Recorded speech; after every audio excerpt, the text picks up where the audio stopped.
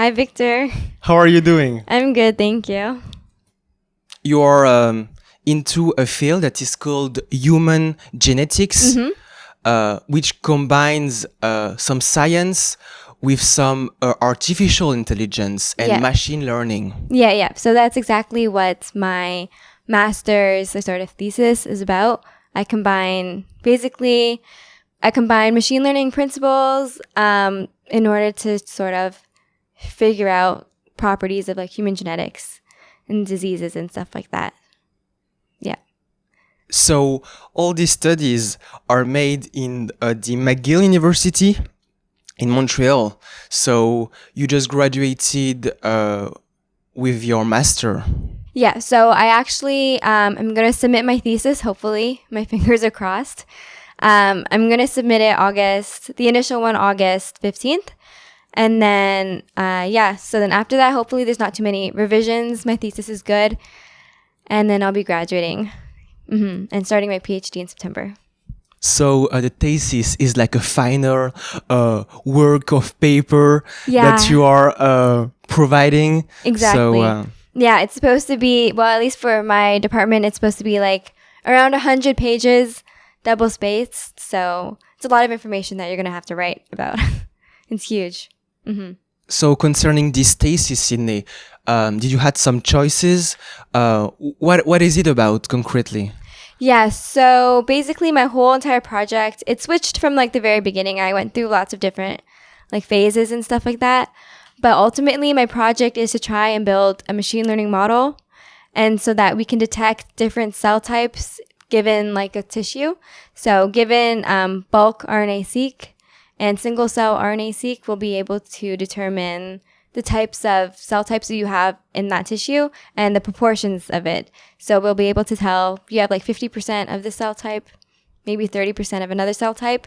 And for some diseases, for example, diabetes, you can tell sort of that depending on the cell type proportions, it can kind of indicate that you have diabetes or something else. So it's very cool. That's fascinating, because a part of your work consists to take, as you say, some small parts of someone's skins to detect. I read about it, some depression cases. Yep. This go very far. Yeah, it will go very far if it works. I have good results so far, so hopefully that's good news. But it definitely will help, in the future, trying to figure out, because depression is very complex. Absolutely. There's lots of different things, like, can have multiple symptoms, and the causes of depression, it's like, there's so many different things. So hopefully this will just be like one little thing that will help people, determine if they have depression and how they can cope with it and stuff like that. I'm very curious about it. So basically, from the moment you are taking these cells on someone's arms, for example, where did it start? So What do you mean? Like, where did it start? you have to analyze some of the blood, some of the Right, DNA. Right. Yeah. Okay. So from the very beginning, so the lab that I'm in, they work with post-mortem human brain tissue. So people that have died already. And so my lab specifically looks at people who died by suicide. So that's what my PI is very interested in. And so they take these people, the brains, and they section off different sections. So depending on what area of the brain you want to look at, that's the area you'll take. And so specifically for my project, you'll need single cell data. So that allows you to look at the transcriptome. So mRNA, everybody knows about mRNA now. But it'll let you look at the transcriptome, and at a very single cell level. So you'll be able to see the transcriptome for every single cell in your body, basically, in that given sample. And then from there, the model sort of takes that as a reference data, and it uses bulk data. So instead of having single cells, it's cheaper to just take the average transcriptome throughout your whole body, or of a given tissue. And so if you have the single cell reference, you'll be able to take, bulk tissue from the same area, perhaps, and you'll be able to tell the different proportions given that sample. Yeah. So you just mentioned that the skin and the DNA was taken on post-mortem body. So Yeah. do you just receive the skin, or do you take yourself the skins on the post-mortem body? This is very I know. It's very interesting. I don't exactly know how it works, but I work at the Douglas. It's a hospital in Verdun. And they have this huge brain bank. And so basically, they have lots of brains available. And so if you need to request something, they will be able to get the brains for you and stuff like that. Yeah.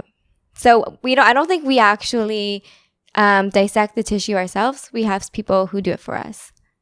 Sure.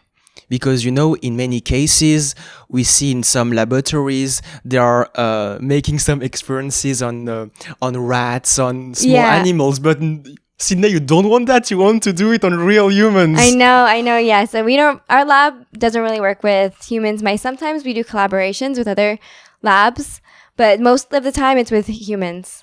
Yeah. Okay. Very interesting. And at the beginning, Sydney, where did it all started? It started like 6 years ago when you first chose to go into this very interesting path. Right. So my whole, science journey, academic journey started in 2015 when I went to Western University. And there I was in science. I didn't know what I wanted to go into. But everyone starts talking about genetics. Genetics is a huge thing. It's in the future, you'll be able to design your own babies, have designer babies, stuff like that. And so I was like, wow, this sounds super cool. It just sparked an interest of mine. And so I was like, okay, I can do genetics. And then I had the opportunity to do honor specialization in genetics and biochemistry. So I went into that. In my third year, I specialized into that. And then after that, I knew I wanted to stick with genetics for the rest of my life, basically.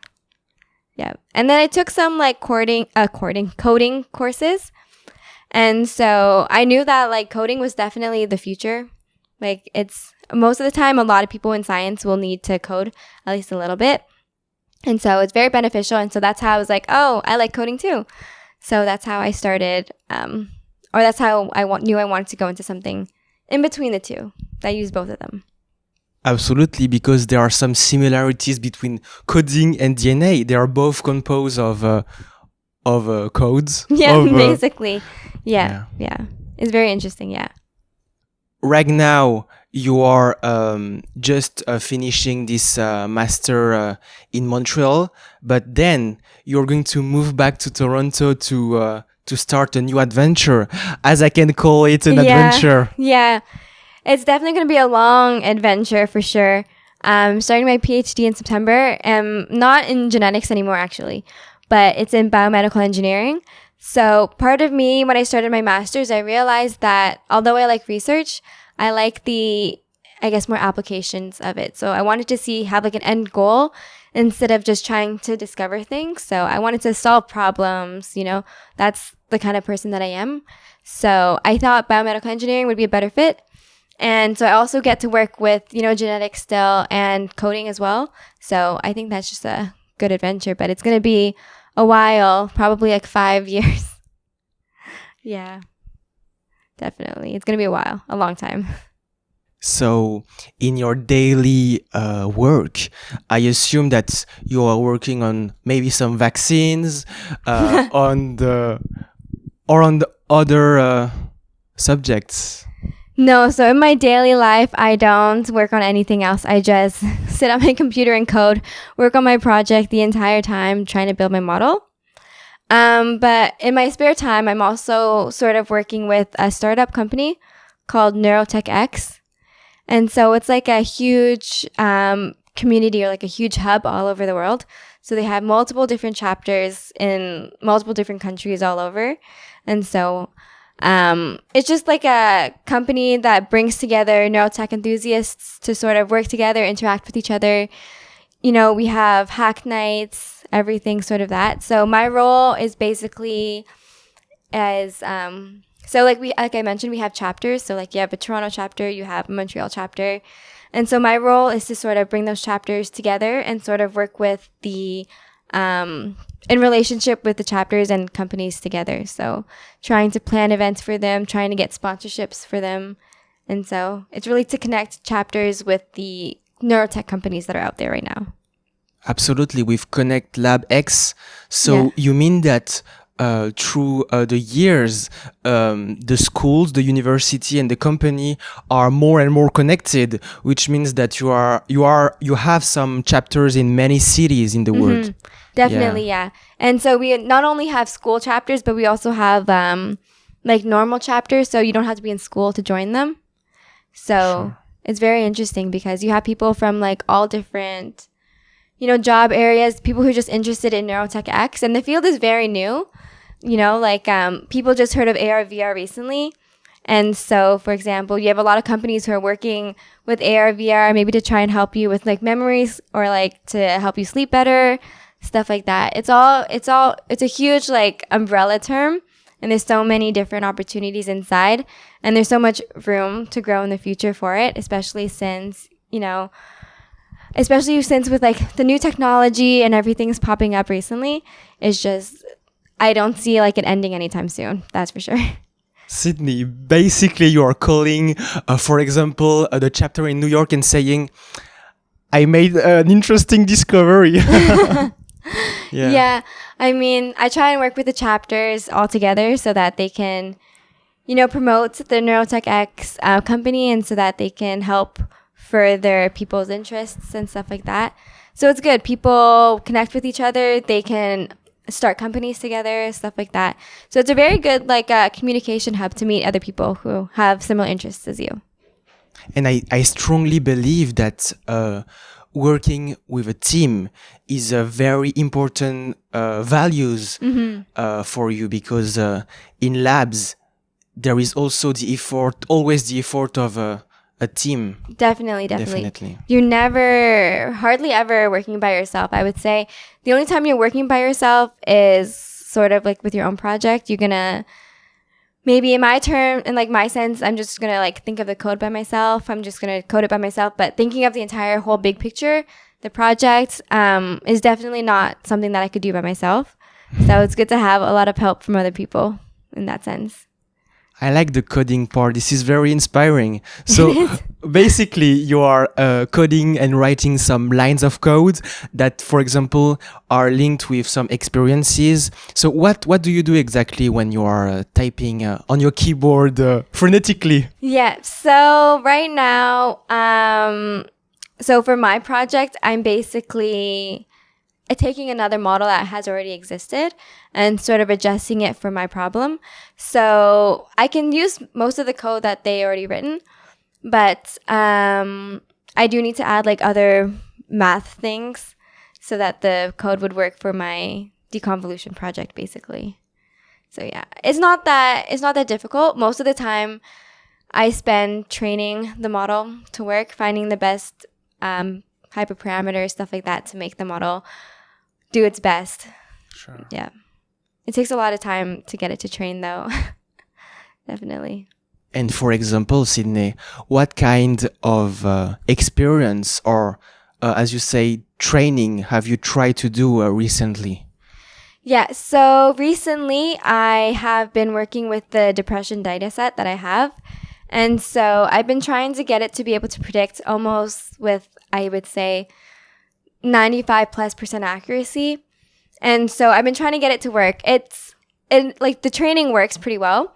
But then when it actually comes to predicting it, it's not the best. So that's what I've been trying to work on right now, is that the training looks good, but then when it comes to actually predicting on another data set or something like that, it doesn't look too well.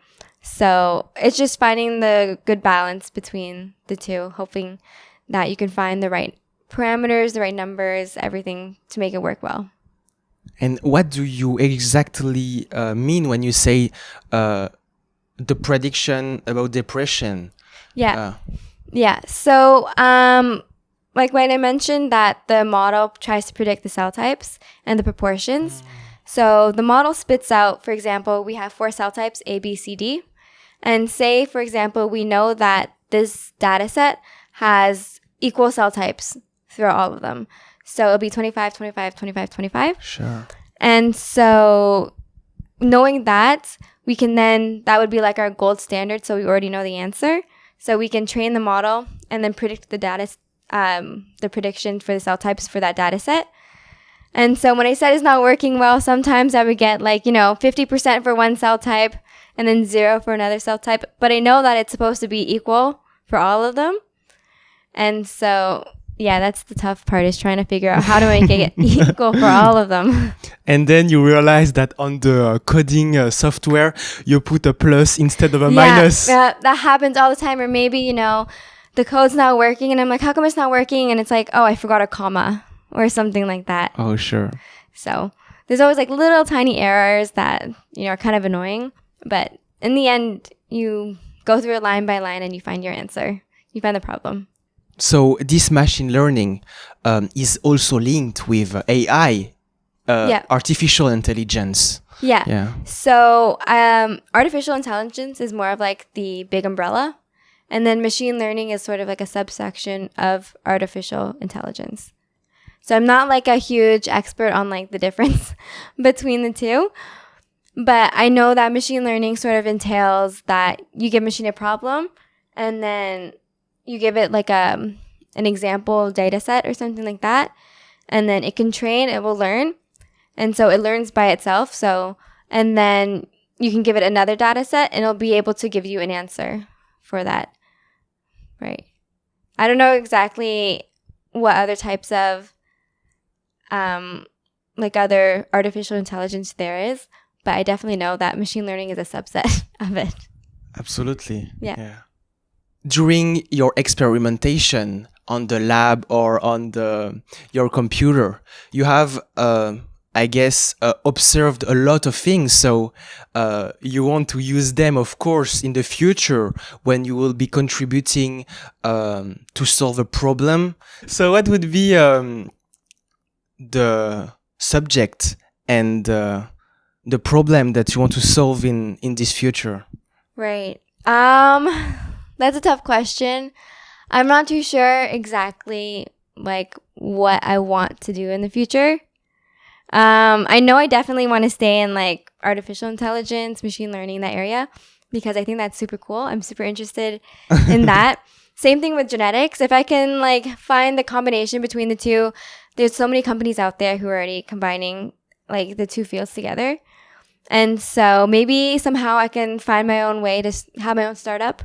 I think that's a whole dream of mine. Become the next Elon Musk or Jeff Bezos or something. Have my own startup. But yeah, in terms of the problem that I want to solve, definitely with healthcare, I want to stay in that realm. I think I'm very passionate about it. There's always there's endless possibilities for healthcare. And so you're always going to need someone to help treat problems and stuff like that. And so I think with artificial intelligence, you'll definitely be able to sort of find a solution easier than other methods. Because with healthcare that you just mentioned, this is very fascinating because your department, for example, in school is directly connected to one of the hospital in Montreal, for example. Yeah. So in human genetics, you kind of work at multiple different hospitals, or you can. My lab specifically is at the Douglas, so it's it's a hospital/research institute, and they mainly study mental illnesses and stuff like that. Depression's a huge one. They also study the way people think, the memory, sleep, stuff like that. So it's really cool. It's definitely a very niche hospital. They definitely only study one section of healthcare, but it's very interesting. Yeah. I like the fact that you're mentioning sleep multiple times. Yes, because this is one of the most important part of the bodies, human bodies. Definitely. And knowing that we're both students, we both know that we hardly get sleep sometimes. So it's very important for us to function well.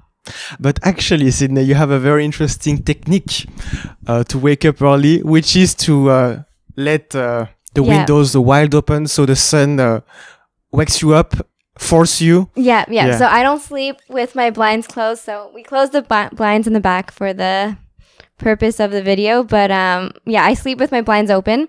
So at night I can fall asleep pretty easily because it's already dark. You only have like the city lights, but that doesn't bother me. But yeah, to wake up, the sun shines so bright into my room and it gets super hot. So I have to wake up no matter what. Yeah.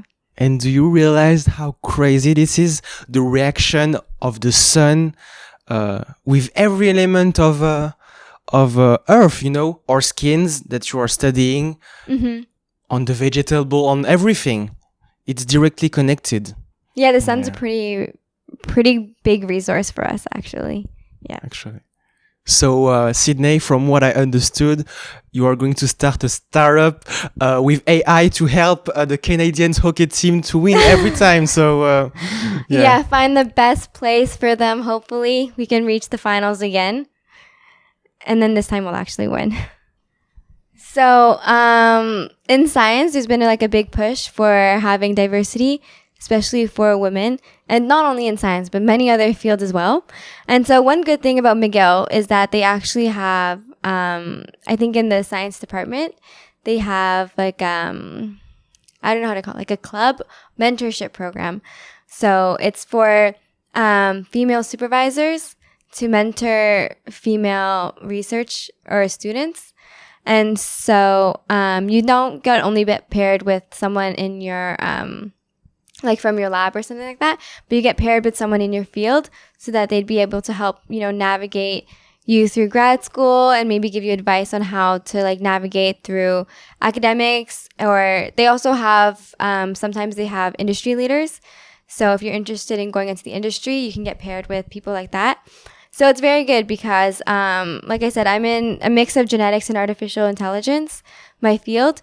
So it's a pretty good split between like females and males and stuff like that. I'm lucky my lab is mainly female dominated.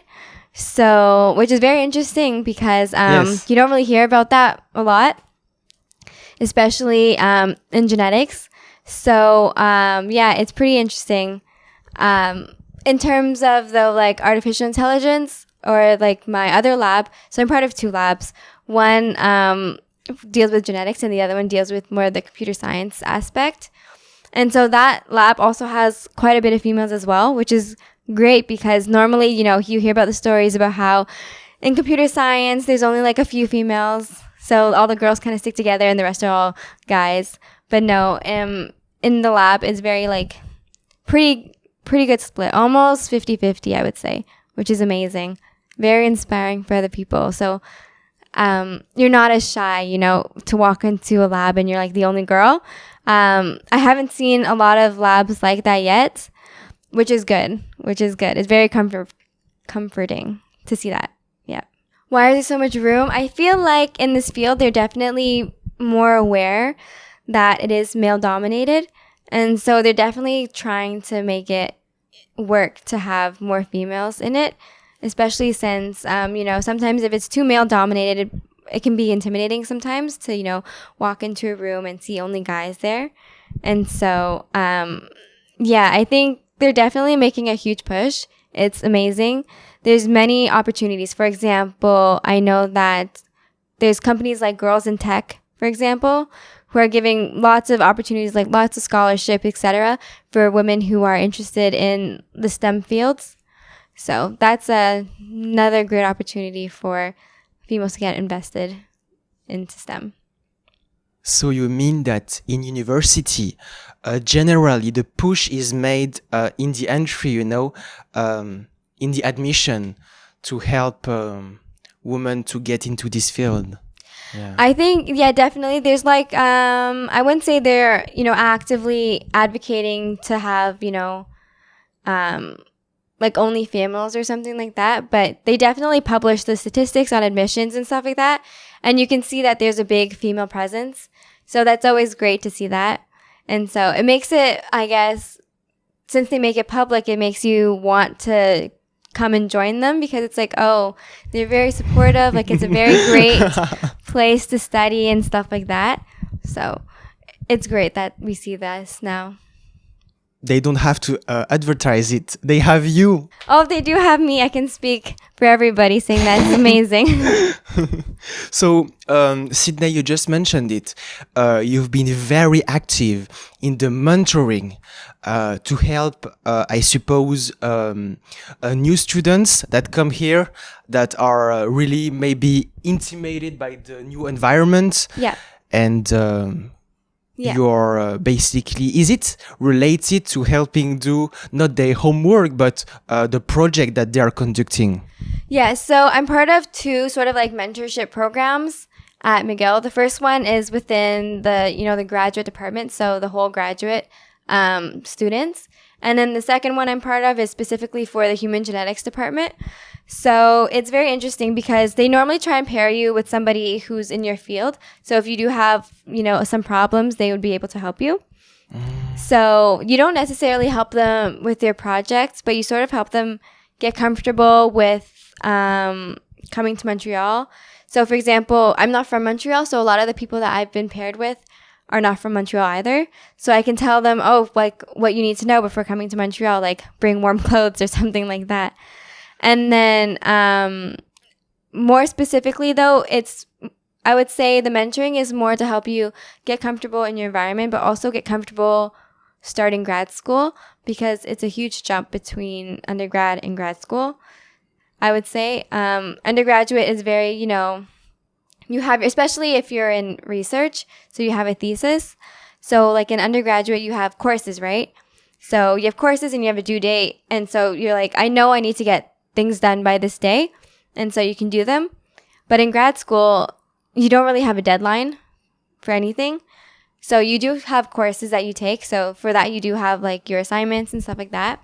But for your actual research project, you don't really have like a deadline. Like you don't have to say, okay, I need to finish like this step by tomorrow, this step the day after.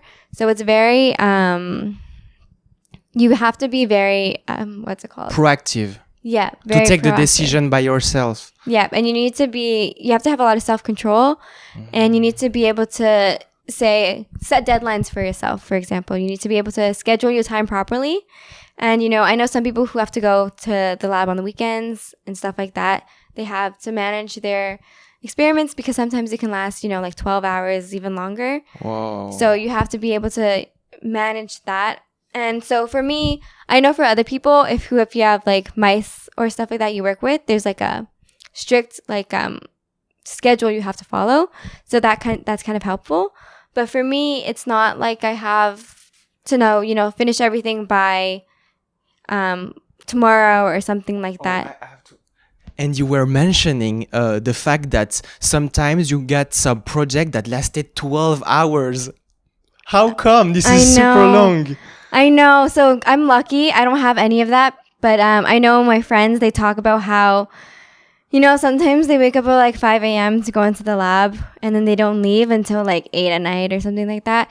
It's just because for like when I know in undergrad, when I did wet lab experiments, sometimes one procedure takes like 2 hours and then you have to like leave it there on ice, for example, for like 10 minutes. And then you have to do another thing for like another hour. And the thing is with these experiments, there's some times where you just can't. Is that annoying? No, that's okay. That's okay. There's some times where, you just can't let it stay there by itself. Otherwise, your experiment's going to get messed up. So you have to find the right area where you're able to leave it overnight, for example, or leave it for a few hours and then you can come back and do it. But, there's just some experiments where you're just there for the whole day, basically. You mean that that's normal because we cannot force the nature to go faster? Exactly. For some of the things, you just can't force things to happen. It just takes time and you just have to follow the protocol. Otherwise, you're not going to get good results.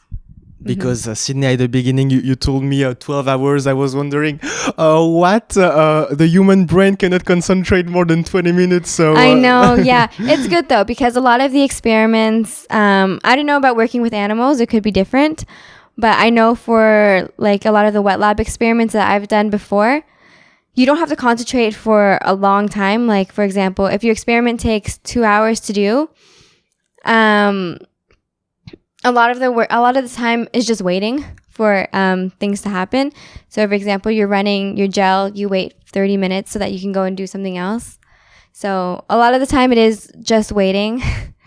So, you're not really like working for 12 hours straight, which is good. And I'm very curious about another fact is that you told me that you are working between two labs.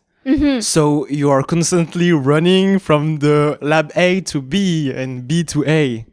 No, not really. So I have two supervisors. They're co-supervising because my main lab, which is at the Douglas, is very wet lab based. So they do a lot of like experiments and stuff like that. Whereas I told like my project is machine learning, right? Yes. And so my lab over there, they're not experts in machine learning. So they sometimes partner up with other labs who are. So my other lab is mainly computer science. So they don't do any wet lab experiments at all. And so, but they do the intersection of computer science and like, for example, genetics or healthcare. So they do work at the intersection. And so that's why I'm part of two labs is because I need the expertise from the people who are in genetics. And then the other time I need the expertise from people who are in computer science. And so it's good for me though, because of COVID, I don't have to, go in between the two labs. But when I was in Montreal, I didn't go back and forth throughout the day, but I did, spend one day in one lab and then the other day in another lab so that I could, get my questions answered and so I could work with other people and, grow that teamwork, grow the bond, between everybody. And with this teamwork and bond, you mean that this is a great thing because each lab have its own specialization. Mm-hmm. Yeah, exactly.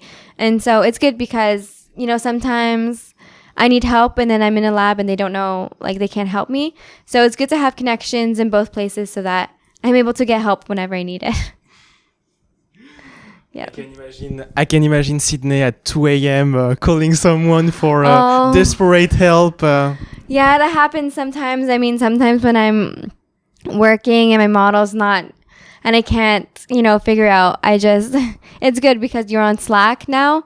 It's like an app where you can message people in your lab. Of course. And it's good. It's so convenient because now I know that everybody's on their laptop working. So you can just quickly call them and just be like, I need help. Sure. So yeah, it's good. And this is very fascinating that you are coming from Toronto, Canada, because in Montreal, of course, your courses are in English at McGill, but the city also speak French. Right. Yeah, exactly. I was a little nervous coming to Montreal because my French is not the best. I did take French up until high school, grade 12. So in Ontario, you have to take French up until grade 9. But then I decided to take French up until grade 12 because I liked it. I thought it was a good opportunity to learn French. And so I had the opportunity to take, French classes here at McGill, but I didn't.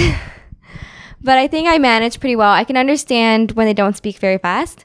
So that's good, but I just can't respond in French. Yeah.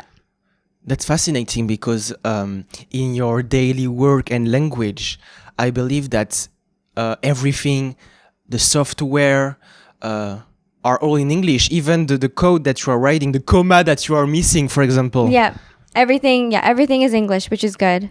Mm-hmm. Let's say that we are in, for example, in 10 years, you have started your startup. Yep.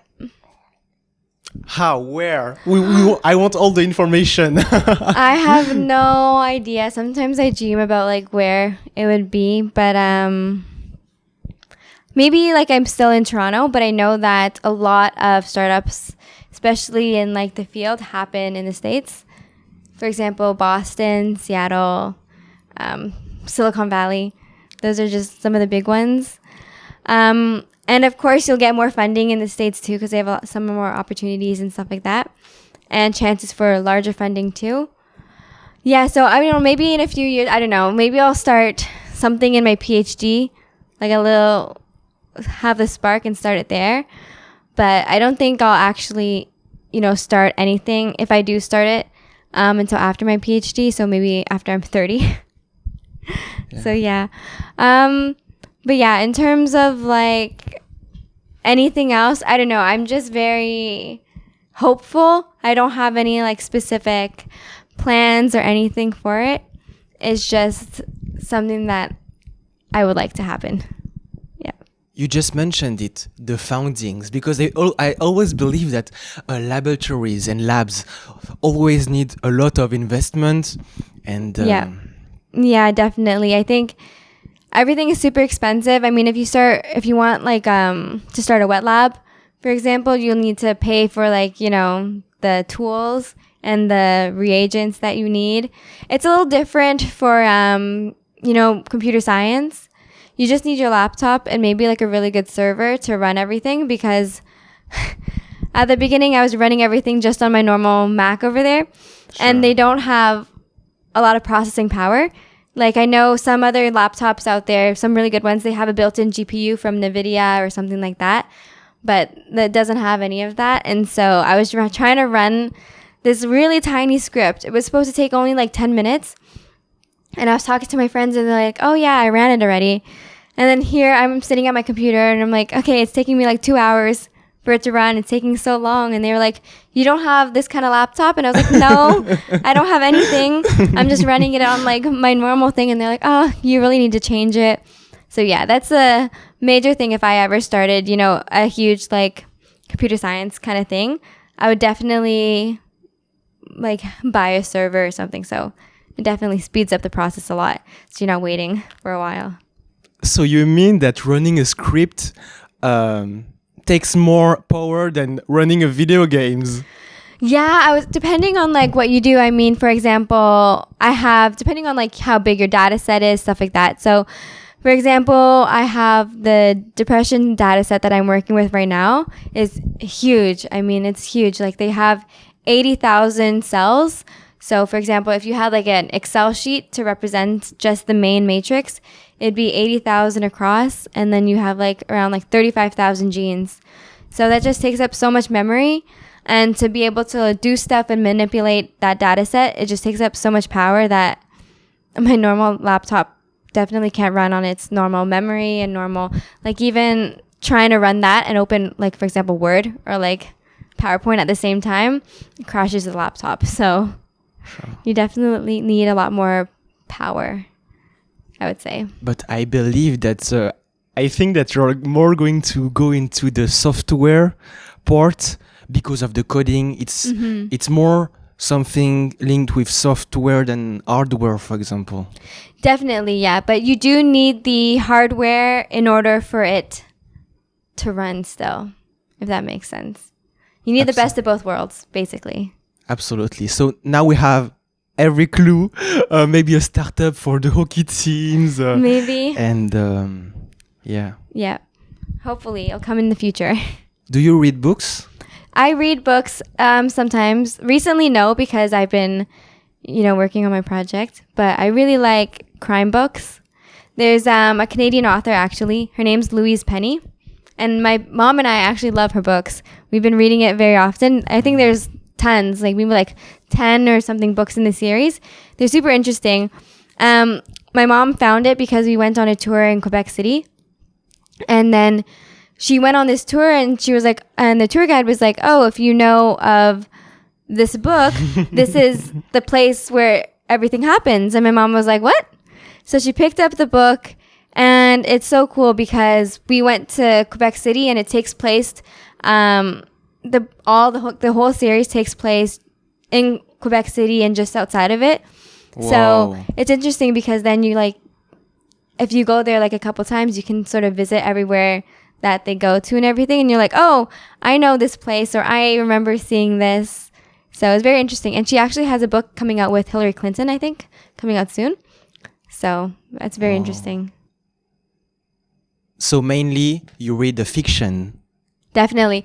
Yeah, I mean, I've been reading Michelle Obama's book. I think it's called Becoming recently, so that's good.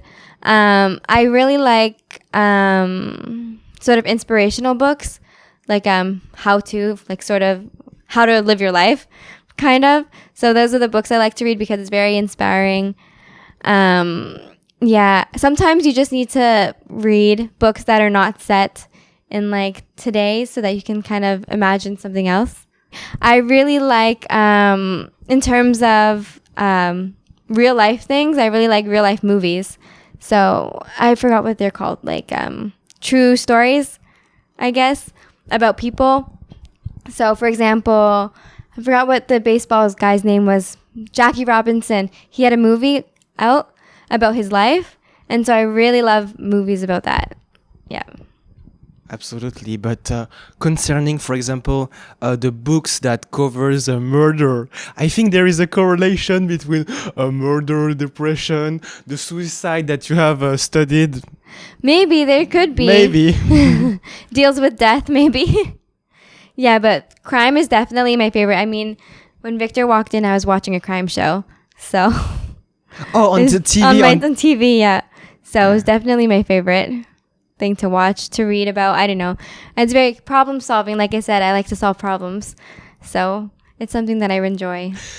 That makes sense now, because in the crime book or movies, they are trying to find some suspect, trying to find the cause, a bit like you. Yeah, exactly. Yeah. And like he was looking at my Sudoku book. I like solving problems. That's what I do in my spare time.